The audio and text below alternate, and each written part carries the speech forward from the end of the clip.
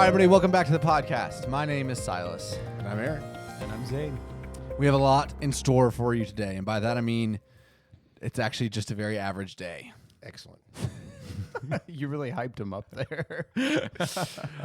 Oh, my mind is not focused today, but here's what I know. What I know is that we did our first book club on school yesterday. We did? I did. There's no we. This is the royal we, apparently. Silas, well, I guess you set it up. You set it up, and I did Set it up. Aaron did a great Built job. the group. You hosted it on my account. There's a lot we could say here, but right, yes, so okay. we did a good school podcast. Rewind. Dad did his first book club yesterday. Amen. All kudos to Dad.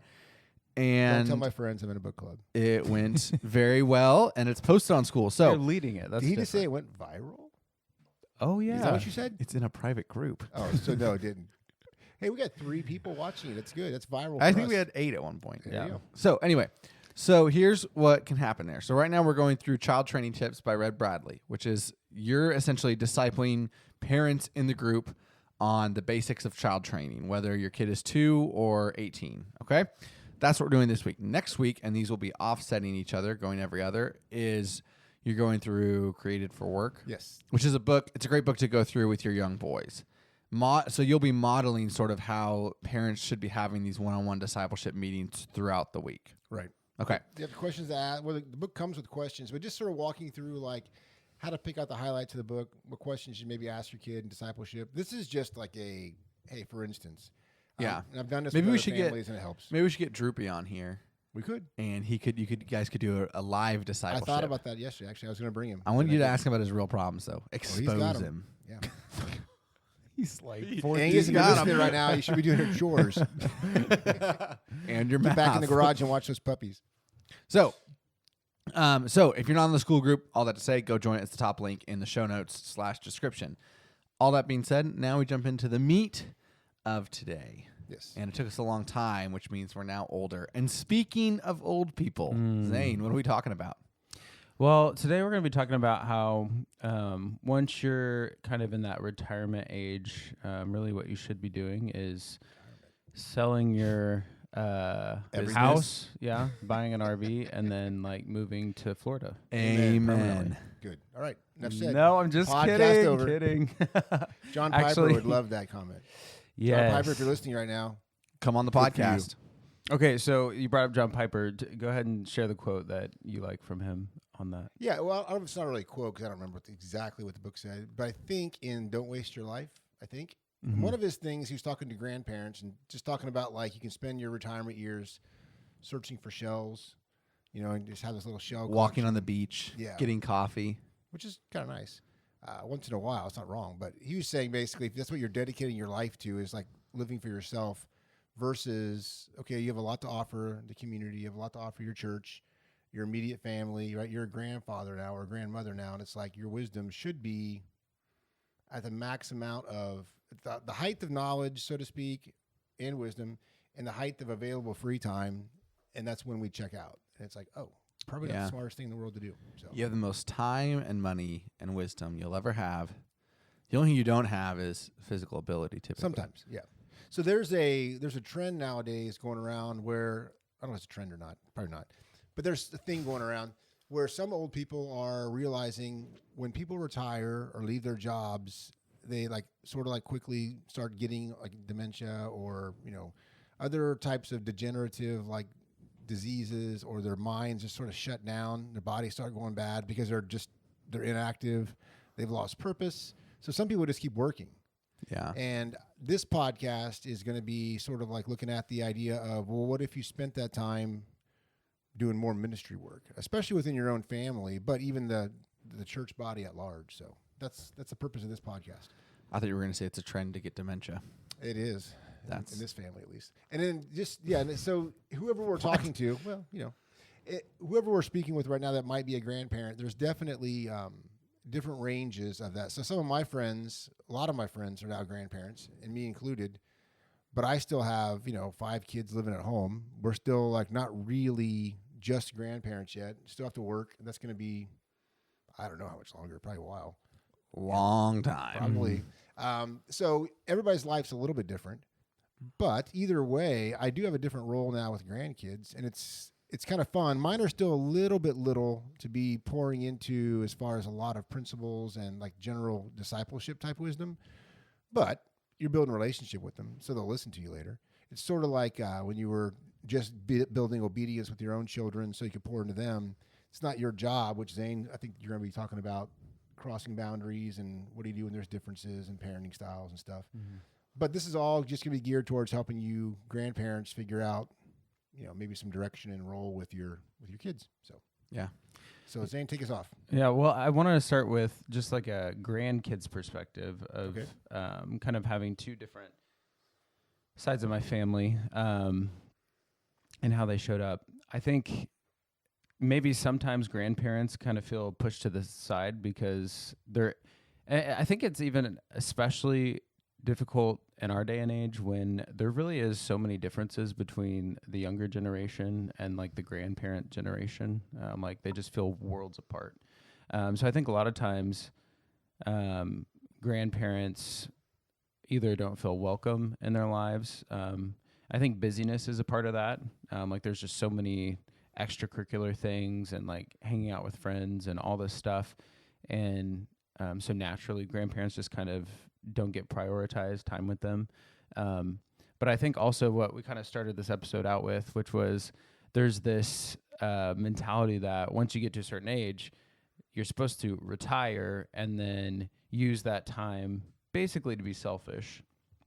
And that sounds harsh because it's like, well, I put in a lot of work. You're really mean, Zane. Yeah, I know.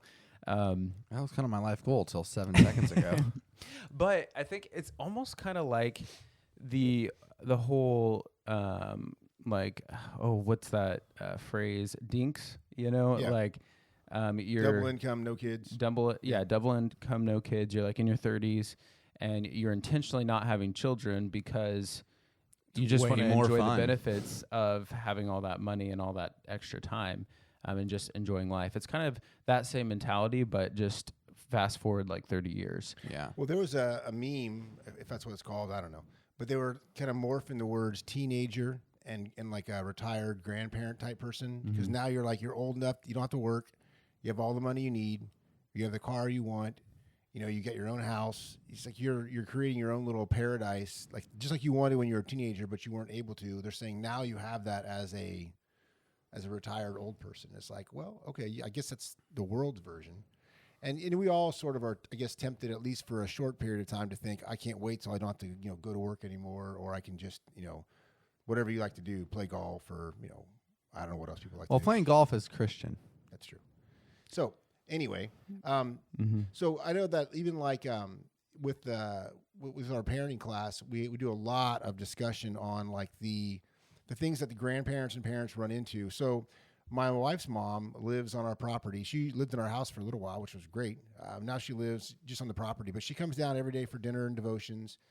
And when people come over and see her there, I think they recognize, oh, this is really cool because here's another person pouring into, your grandkids, or my kids, obviously, her grandkids, her family in general.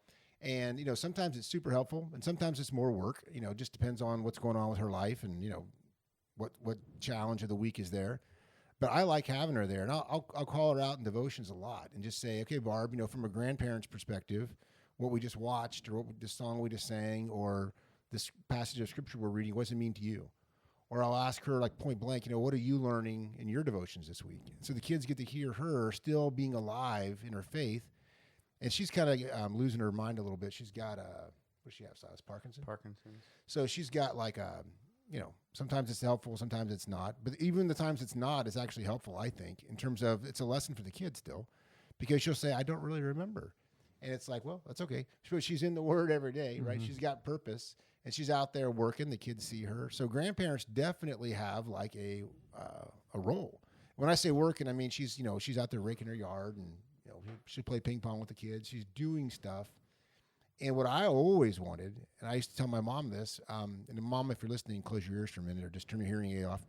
But I always wanted her to like take one of my kids, like one of the girls, and just share with her journals, what she's learning in the devotions. Because my mom's a super spiritual lady, and she's very, and she's super wise. She's got a lot of knowledge. And I think sometimes grandparents just feel like, well, nobody wants to hear this, or they wouldn't like this, and maybe they don't. That could be true.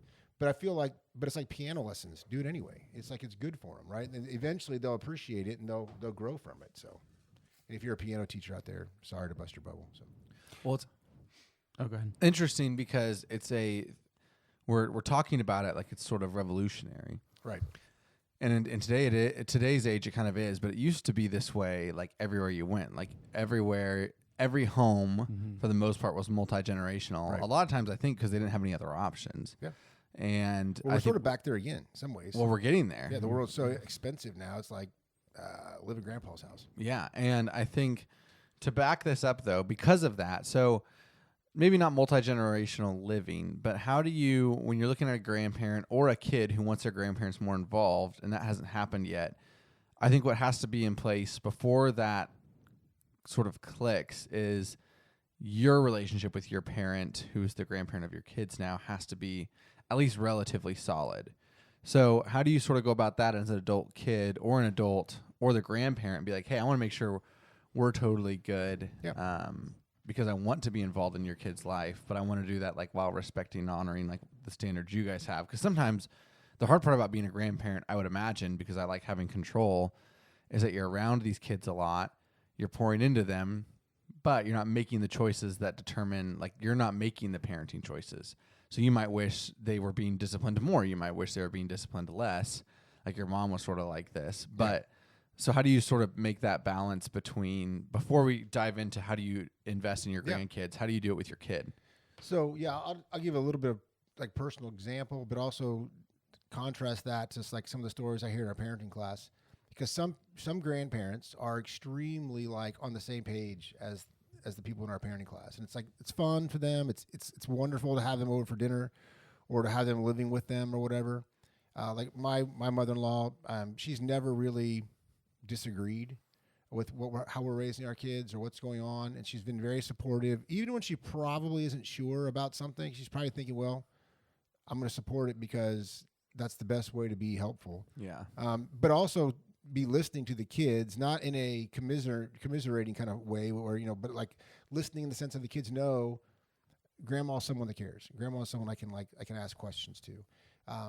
But like with my parents right now, I mean, I try to go over there as often as I can, which is usually probably 3 times a week, 4 times a week. Just sit with them, talk with them. When there's misunderstandings or when there's stuff going on that's like out of their control, like health-wise or whatever, just listening.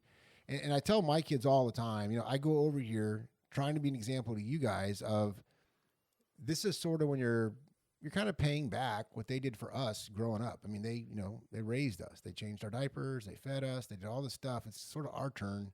And, you guys' turn's coming. So, Silas, you're a nurse. That's wonderful. Change diapers. Yep. It's not what I'm Mine doing. Mine especially, because I can already tell bad bowel control. It's going to be fun. You're going to love it. You can already tell.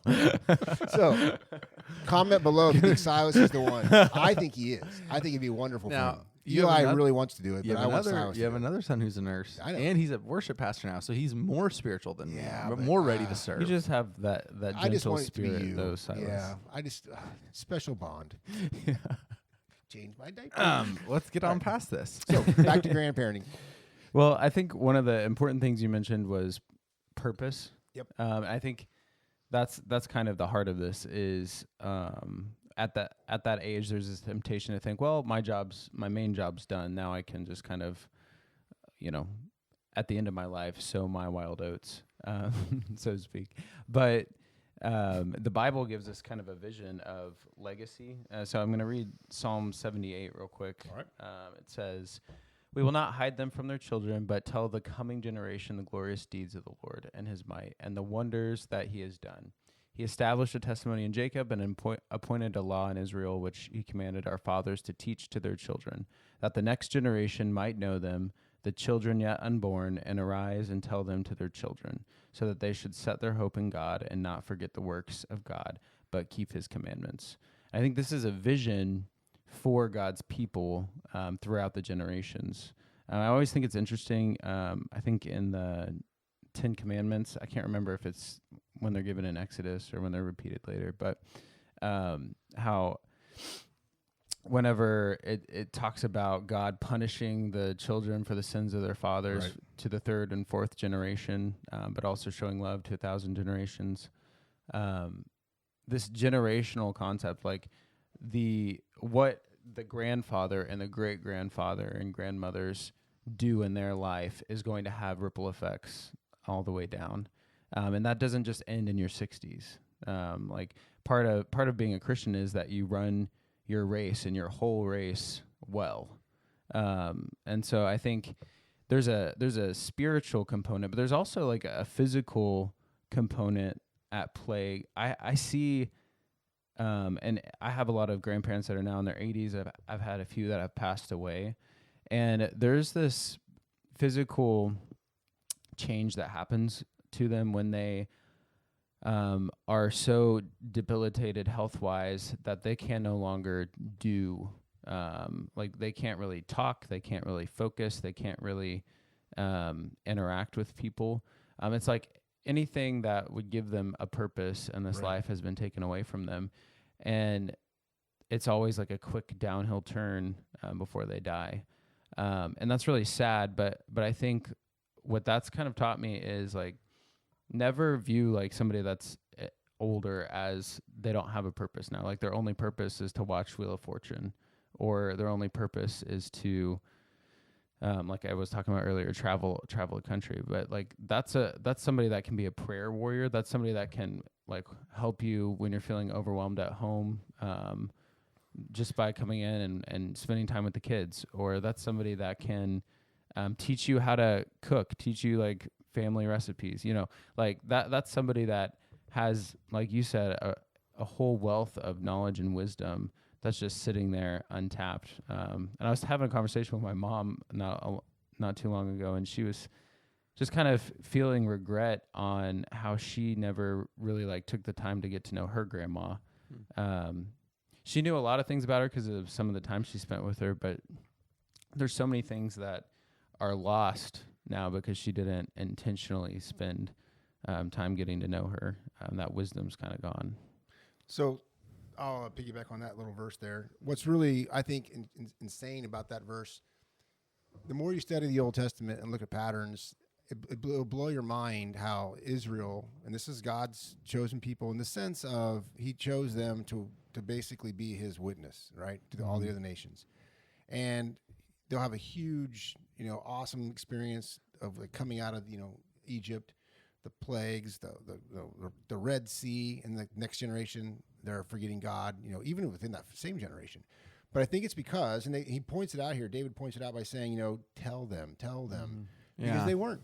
And it's like, before we can tell them though, let's back up just a little bit. What do you do when your grandparents and parents, maybe you're not on the same page for parenting?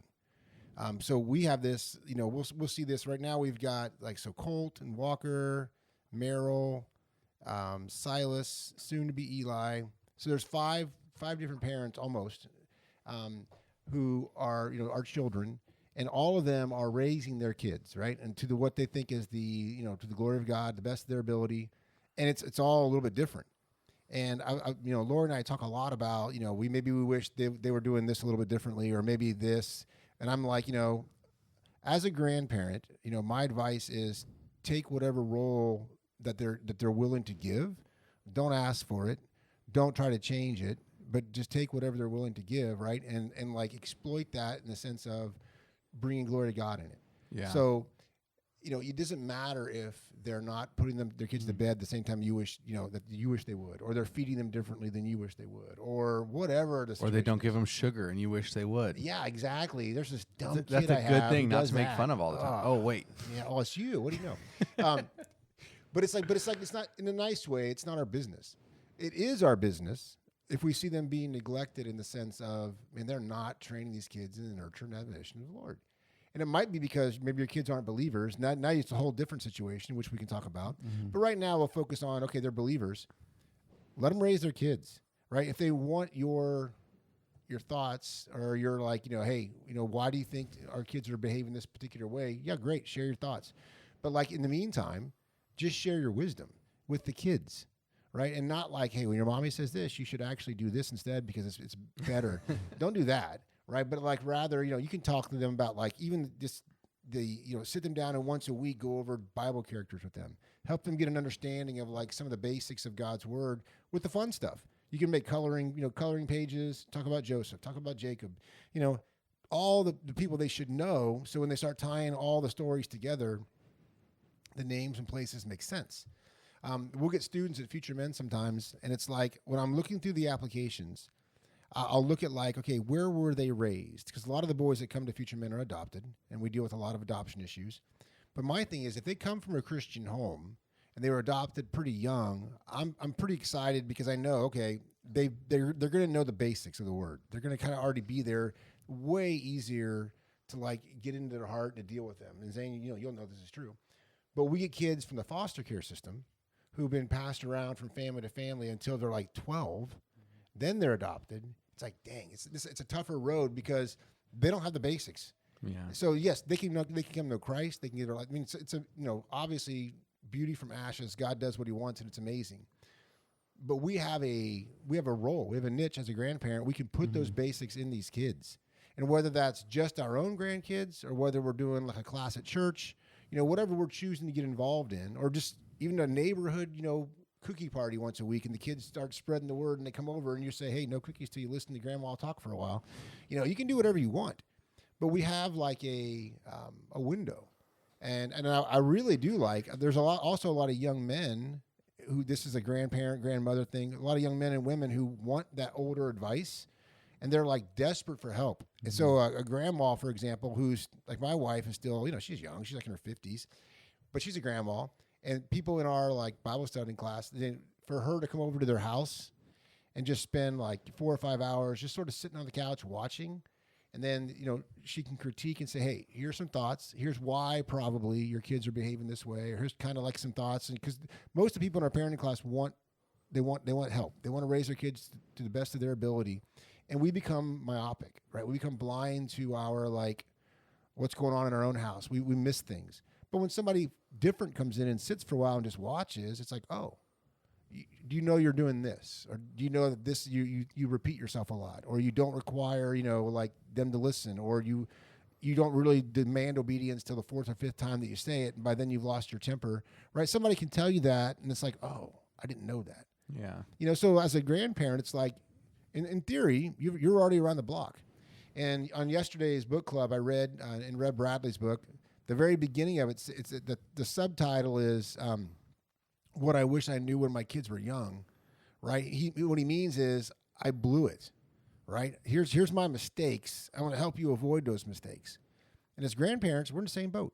Like I tell people all the time, man, be thinking of how you want your kids to like have like what you want their friend circles to look like, what do you want their dating life to look like, and raise them thinking that from day one rather than, hey, guess what? We're going to be the big, rain on your parade parents, because that's what it feels like. And you're just trying to do your job. But if the kids are like blindsided with these changes, it is hard on them. Yeah. And I experienced that and I hate it. I would love to do it over again. Well, I can in some ways, right? In how I still have kids at home, but also in like helping my kids raise their kids and helping not teasing the little girls all the time about like, who's your boyfriend? You got to be really pretty.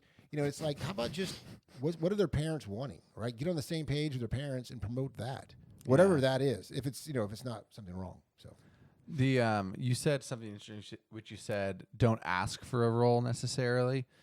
And I think that's probably correct, because you don't want to come on like, hey, let me disciple my grandkid. Like I need them 3 hours a week from now on. But I think you can offer, like we have good friends who his mom knows that his wife works like part-time. So she's like, hey, every Tuesday I'm always open on my calendar. So if you want, I'll just leave that open and you can drop off your kid every single Tuesday and I'll watch them like 8 to 5. And the mom's like, actually, that would be so helpful. Yeah. And so then so I think it's great to offer that sort of thing as a consistent thing to give the kids a break, just practically, but also, and then there's your chance. You have a whole day of, man, how can I be intentional and we're not doing Bible study all day. No. But like, how can I just like enjoy this time, have fun with this kid, and help like be a positive impact on their life? Mm-hmm. Well, you think about like, this is just, and again, I don't want to be, I'll be sexist. Who cares? But like when Lori had babies, her mom would come live with us for like 2 weeks. And, it wasn't to take care of the baby. It was to take care of all of us. All the other kids. Yeah, and it's like, because we had a lot of kids and me, which is, I'm pretty needy. But like she would come and like she would like read to the kids. She would like do things that Lori hadn't had a chance to do for a while because we had a lot of kids and she was, very pregnant and now she's nursing and tired, right? So Barb would come and it's like, it was just this nice reprieve. Well, if you're able, right, like your friend's grandma, to come over once a week, and it's in the name of babysitting, let's say, or in the name of like, hey, go out and just go walk the store for a minute, mom, or go down to the lake and just chill for a second, get away from your daily routine. Because most of the time, and this is, again, this is sort of sexist, but I think it's mostly still true in America. The man goes to work every day. Yeah. And they're in a nice way. That's a reprieve in some ways. It's a change. It's different. Don't, Jules, if you're hearing this, it's not. It's It very is. hard and stressful. And when I come home, I need a break. Mom needs a break. But like as grandparents, I don't necessarily, especially now, I guess, because I'm still raising my kids and still working full time. But it's like, I know kids need help, right? They need a break once in a while. And it's like, I want to be available for that. And it's not just, I have cute grandkids, this is fun. It's like, dude, what's your job, right? It's like I tell parents all the time, your main job is taking care of your wife, right? Taking care of your children. And it's like you have two jobs, two full-time jobs, and you're not really off until end of the day. It's pretty wearing and pretty taxing. But I think it's the way God invented it. I think it's like what he wants. And as grandparents, it's like, okay, at least you have the financial part probably over. You can now spend more time doing things that are probably more kingdom-oriented. So Yeah. I just encourage you to do it. But look for neat little ways. Again, if you're over at the house and you got 3 hours of the kids are taking a nap, but they ask you to be there because mom needs to go to a doctor's appointment or something, look around. What else can be done? Write an encouraging note, leave it on the windowsill, clean the dishes that are in the sink. I mean, just things that I can help. I'm here. Let's do this. And that's men and women, not just the moms, but men are retired too. So So, I think, oh, go ahead. well, I think sometimes there's a struggle with grandparents. You can sort of speak into this because I know you don't struggle with it.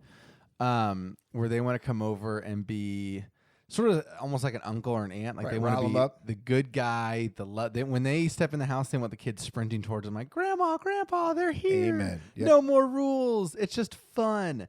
well, that's not me, And except on the sugar. On sugar, I'll admit it. I like to give them ice cream. I have other opinions. well, let's hash it out on this is live TV. Oh, this is Live WWE. conflict. Here we go. You actually really don't with my kids. But it's actually good. Hey, don't back down.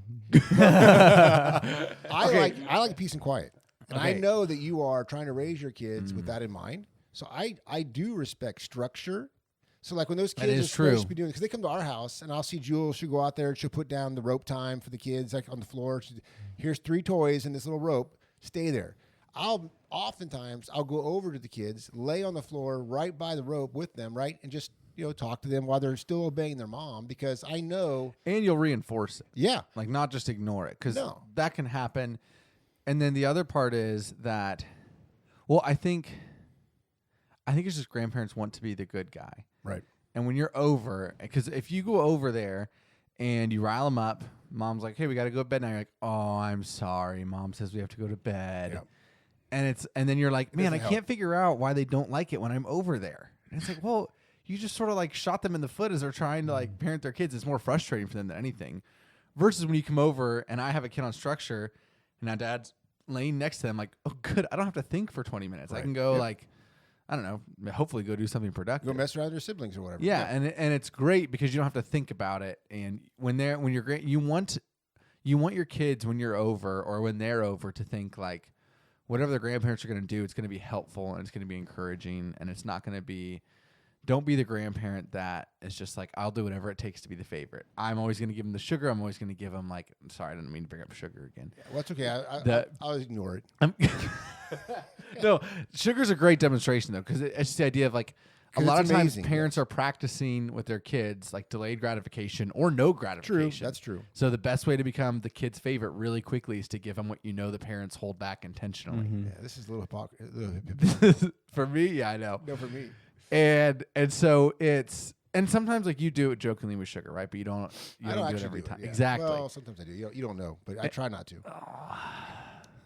Can we pause the podcast? Zoom We need in to on figure his something face. out. So Let me give you an example. So the other day, you had your kids over at our house. oh And they were on structure time. Mm-hmm. And I watched listening. one of the uncles come up and take the kid out of structure because they wanted to hold her. Was it for- Nash? I guarantee it was It Nash. was actually, I won't say it was. It was they got Nash him or out, Droopy? And I was sitting in my chair thinking, I know what's going to happen. The kid's going to be bored in 2 seconds, and this particular uncle doesn't really want to watch kids. He just knows this girl is so cute. I want to kiss her cheeks a few times, and then I'm done. Was it Droopy? No. And then Wait. Who was it? Don't worry about it. No, I'm asking. I'm not gonna. I won't say his name starts with a C. It ends with an Arbor. Oh, okay. And it's like, I knew it was going to happen. You're going to be tired of it. And it's like, then you want to, then just put her down. And it's like, structure time's over. And mom's in the kitchen, because I know Jules was thinking, I want to go help with the kitchen. I want to talk to the other girls. So she knows her kids are being obedient. Well, they're not. psych. Yeah. And it's like, now they're walking around free again. And it's like, we as grandparents, we just have to think, do mom and dad have a plan? And am I? And I know I'm guilty because with the sugar thing. That's okay. So you hear me repent. It's probably not true repentance. Mom, Probably won't I was gonna change. say, Mom said repentance means Yeah, change. I know. So I'll try. I'll weekly try. Who? Like every week. Like once a he's gonna week, try. he's gonna try. But with the big picture though, maybe this big picture. He's wanna live apply conviction. these. Live conviction. Yeah. All right, keep going, Zane. What else you got? Give me another verse, man. I'll distract us. Give me a verse. Older men, be sober-minded. Well, dignified. okay, so I was going Wait, to talk before about you the get- idea that. Yeah. No, go ahead. Just don't skip ahead to that first. No, I know. Oh, okay. No, I was going just to throwing it say, out there. so Oh, good. what about the families that don't have Christian grandparents, Oh, right? Because I think, Ostracize them. No. That's a joke. Please don't hear that. right, so I think like in either scenario, you as the parent need to know how to communicate to them and how to like say these are our boundaries. And I think, because I had unbelieving grandparents that there would be a space still for these people in your home and in your life. If they're not willing to follow the boundaries, that's a different story. But if Right. they are, what can that kind of look like? Yeah, so we actually have a lot of these in our parenting class, and they'll ask me very pointed questions about like, what do I do when he does this or that? I think you just got to count the cost. And some of these things, how often are you going to see them, right? So if they live in a different state and it's like, once every 3 months, I mean, choose a different hill to die on. If the grandma's giving in to them and all this stuff and she's just trying to enjoy her grandkids and it's going to be, 3 or 4 days of boot camp after they leave to get my kid back on track, so what? Deal with it. If they're in the same town and they want to see them on a weekly basis or a real regular basis, I think you just got to sit down with them and say, okay, look, here's the things that are like very important to us that we'd rather not like compromise on, right? And it could be like bedtimes, it could be certain foods or certain like maybe even language, right? Because sometimes grandparents will maybe use language that isn't so lovely to the family. Mm-hmm. I think if they're in their life on a regular basis, you can be a little more not demanding, but like, hey, here's what we're asking, and if you don't want to do it, then we're gonna limit the interaction. It's sort of like when you have if you have relatives or friends where they're not the best example on my kids. So we limit the interaction to where we're there with them. Yeah. And it's like it's sad, but you got to do it. You're in a situation sort of like that, and it's like it's not ideal, but just count the cost and think, okay, really, if grandma smells of heavy perfume and your kid's gonna reek, for 20 minutes after she holds him, who cares, right? Get over I it. know that one. Yeah, but Not it's you, like- Mom. But it doesn't matter. It's like Well- it's a small price to pay for the relationship. But if every time you leave the room, they're undermining your authority, it's not lot worth different. that hill. Yeah, and I've had parents come to Future Men where the kid has been super mal-affected by that relationship, and they'll actually go to their grandparents' house. They'll walk out of their home. If they're in the same town, they'll go to their grandparents and be like, Mom and Dad are doing this or doing that. And it's like, you don't want to be that grandparent. Because I've seen it, and you know who I'm talking about probably. Oh, yeah. It's horrible, and it's Yeah. like nobody wins. It made me think of a video too I saw where there were these grandmas and they were out protesting in front of their kid's house. It was supposed to be funny, but it was because their kid was grounded. Yeah. And they're like, "Let Timmy go." That was Grandy. And I was like, "Oh my god." That was Grandy. She was that way for a little bit, but I'll tell you what's Yeah. funny. we kept relationship, right? Even though there was some differences in parenting style, and they kind of expressed some frustration early on, but we just kept doing what we thought was right for our kids. And then as the years went by, they started seeing some of the fruit of that. And Grandy's, and Papa both, very supportive, very, very loving. And it's been amazing. But yeah, sometimes, just adjusting is, well, it's like everybody else in life. It's an adjustment. So I think there's been a huge swing. Zane, you would probably feel this more than you, Dad. Sorry. Actually, not sorry. It's a bad thing. In our society where it doesn't matter. And this really applies when you're talking about things like LGBTQ, you're talking about things like, I think that's the best reference. Or spanking and things that. Well, no, you don't even know where I'm going. I know. Please don't interrupt. Sorry. Man. Oh, boundaries. We'll have this talk. Yeah. Did you see that? I like that. Big He was line. communicating. I'm a bad grandpa. So anyway, there's been this huge narrative, I think, in our culture to say if your family or if your friends or if so-and-so don't agree with what you think is correct, what's your solution, Zane? According to culture. You cut them out of your life. Cut them out. They're done. immediately. They don't love you Really? for you. Oh, hardcore. There's so many people. You watch social media for 20 minutes, and it's like, I just cut off my mom, and I'm so proud of it. And all the comments are like, good job, you. Way to prioritize yourself. Yeah. And when it comes to, and so I think initially when I hear like, okay, if your grandparents are going to like sort of undermine you a little bit when you're visiting, like sometimes it's worth just letting it slide. And I'm like, no, cut them out. But don't do that. And I think for a good example, because I think if you're like me and you're hearing that and being like, well, but I feel undermined or I feel this, sometimes it's worth it, but especially when you don't see them very often. Like one of our friends just saw their grandparents. They see them once every like 2 or 3 years for like a week. And she knows she's going to come back and their kids are going to be like a little bit rowdy because the grandparents aren't going to withhold any boundaries. Yep. But she's like, you know what? It's not the time to like fight that battle. And last night, Jewel and I were on date night and she wanted to talk about something in regards to money. And I was like, no, we're not. Like, zero chance this is happening. And not On date because, night? it's like, it's not worth ruining date night. Is it a conversation that needs to happen at some point? Yes. Is it worth happening right now to ruin like the one night a week we have set out to like be enjoyable and just, pursue each other? No. And I think it's the same. It's choose the hills to die Lori, on. if you're listening right now, this is good for you to hear that Jules submitted to Silas. That's good. The end you brought the stories, we ended up having the Backstated. conversation. But anyway, we'll just move past that. This is a juicier episode than I was thinking. But the reality is choose the hill to die on. Yeah. And then I think you're right, which is that if you if they're around all the time, I think that's when you have to really, that's actually a lot harder. Yeah, it is. Because then Yeah. you can be undermined. I mean, I hate to say it that way, but like once a year or so, and your kid's not going to have these horrible effects. Right. But man, if they live in the same town as you and you're seeing them 4 or 5 times a week, then you start to have issues if every time you go over, your kid comes home and they're hyped up on they were allowed to have as much sugar as they wanted, or Well, they see it as a valid something like worldview. dumb like that. Yeah. Once a year, they're not really registering this person. They're just having fun. They're not. It's not hitting home, but it hits home if they live there. It Yeah. really does. So, Well, I think too, part of this can be a part of your intentional discipleship with your kid. right. Yeah. If you know this is going to be an issue, it's like, well, hey, we're going to go to grandma and grandpa's, and this is probably what they're going to be okay with or allow, but our rules, and even if they say it's okay, it's still not allowed, right? Yep. And there's still consequences for it. So there's a way for you as a parent to be proactive and just help disciple your kids through. We still love grandma and grandpa, but we just don't agree with certain things about how they live. And you can figure out what those boundaries are. I mean, here's a dumb practical example. When my kids were little, we lived basically, and we still do, across the street pretty much from my mom and dad. And we love the kids to go over and have sleepovers because lots of cool stories, lots of memories, lots of fun. But sometimes, my dad in his he's like me. You remember movies being like better and more, fun and cleaner than they Forget actually all were. yeah. So I remember Asa came back one time and he said some quote from Dumb and Dumber, this movie. He was like 10. Yeah, which we would not have allowed them to watch. And I remember that I was thinking, where'd you see that line at? And he told me, I was over at Papa's house. We were watching this movie. I'm like, okay.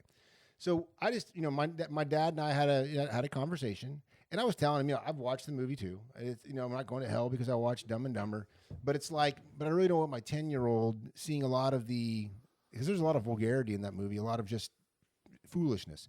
And I said, here's an easy boundary. Stick with black and whites. So my dad did because he loves the old cowboy movies and the old Three Stooges and all that. And pretty much all my kids, that's what they remember, especially I hockey. was allowed to watch color. We watched the Lakers games. That's different. That's Because sports. Grandy used to I know. love she Kobe. loved the Lakers. She loved Kobe. She used to Bryant. love. She still talks about him like he's her kid. Yeah. Oh, Kobe. But that was an easy boundary to put up. Hey, show black and white movies. And they did. Papa honored that because, he wants the kids to come over. And if you told me, hey, look, Dad, we'll give these artificial sugar popsicles that you can give to our kids or no sugar candy, I would most likely Probably not. sort of honor it. I do my best. So anyway. Well, and I think that was good. What do you do real quick? So you have that conversation with Papa, Yep. right? And he's like, oh, yeah, sure, only black and white. And the next time Asa comes back, he's like, we watched the funniest movie. Can't think of it. whatever. Brothers. Step Brothers. That's a great demonstration. Yeah, I haven't watched that, so I don't know. I don't watch secular it's a bad TV. movie. Oh, Okay, yes, you very. know. It's like very similar to Dumb and Dumber, more Yeah. modern. And so, what do you do if you have that conversation? You totally agrees, and then Ace comes back the next week, like, "Watch Step Brothers. It was hilarious, but Papa told me not to tell you." Yeah. So that line right there especially is horribly, I mean, it's evil. And he didn't do this. So Dad, if you're listening, Dad can hear anyway. So Dad, I don't need to worry about that. But it's like, so watching, if he said, don't tell your dad or don't tell your mom, I would just have a very like, hey man, we love you guys. And that now is your new, like, okay, we know where our boundaries are. And the boundaries are, we're going to keep seeing you. We're going to honor you guys because you're our parents. But in your own mind, you don't even say this out loud. They're not going to be allowed to go over without your accompaniment. Like unsupervised. Yeah. And this is just like, sometimes in horrible divorce situations, one of the parent has to have, supervised, visitation because they don't they don't adhere to the boundaries that are set by the courts. And in a sense, you're the court as the parent. It's like, this is what I want for my kid. So either honor it or, in a nice way, I'm only going to be around, you'll only be around the grandkids when I'm here. And that's sad, but that may be your situation. And I would say it probably is. It's probably about half and half, sadly. It's probably half the people listening will have grandparents like that. And then the other half will have some that there's more trust. You have to figure that out. But I think complete ostracization is not the answer. You just have to figure out your balance and how much is it worth. And there could be situations, as a matter of fact, I know there are, where you do have to just say, we don't have a relationship right now. Until Christ comes in and changes their lives, we can't. It's like they are the world. They are like what we're told to keep you guys from associating with, even though they're family. So, And it's hard, I think, because all of us want the sort of like Andy Griffith version of your in-law relationships where everything's perfect. Actually, Andy Griffith didn't really have in-laws on the show. I can't think of it. Nobody was Aunt married. B, sure. Nobody in the whole show was married. I know. We except the talked about drunk. this on an episode last time. It's true. But you all want that relationship, right? And the reality is sometimes like, well, we just don't get what we want. And it's going to be hard and it's going to suck. But in the same way that you don't cut them out because they disagree with you, they also don't get a free pass just because they're family. Right. And your priority still has to be your kids growing up in the like nurturing admonition of the Lord, not I want to make grandma and grandpa happy and I don't want to create an awkward family reunion. Because it's worth an awkward family reunion sometimes to be prioritizing your kids. And that might be your grandparents, it might be your siblings, or it might be your other in-laws. But it's just not worth it. Siblings can be, you really got to be careful. We'll do a whole episode on that Yeah. later because Aunts and uncles, because it does matter. You just got to you just got to weigh it out. It stinks, but it's one of the, I guess, consequences of being an adult. You Yeah. have to do your job. So. let me read this. Zane, you put this verse, 2 Timothy 1:5. We haven't read this, right? Nope. Okay. I am reminded of your sincere faith, a faith that dwelt first in your grandmother Lois and your mother Eunice now, and I am sure it dwells in you as well. And we'll get through this quick because we're sort of getting to the end here. But I just think that verse is interesting because we often talk about discipleship in terms of, primarily, not to be, complete, dads do it with your sons, moms do it with your daughters. And this is interesting because Paul references his mother and his grandmother, doesn't mention his dad, doesn't mention his grandmother or his grandfather. And I think as grandparents, boy or girl, it doesn't really matter. If anything, it's easier once you have that larger age gap to relate almost. Yeah. But I think it's such a good opportunity for you as a grandparent, especially if your grandkids, maybe their parents are divorced or you are a mom of a single mom, right? And I think don't hesitate to invest in those grandkids, even if you're a girl and they're a boy. Because I think for some reason that sort of like grandpa should be with the grandson and vice versa.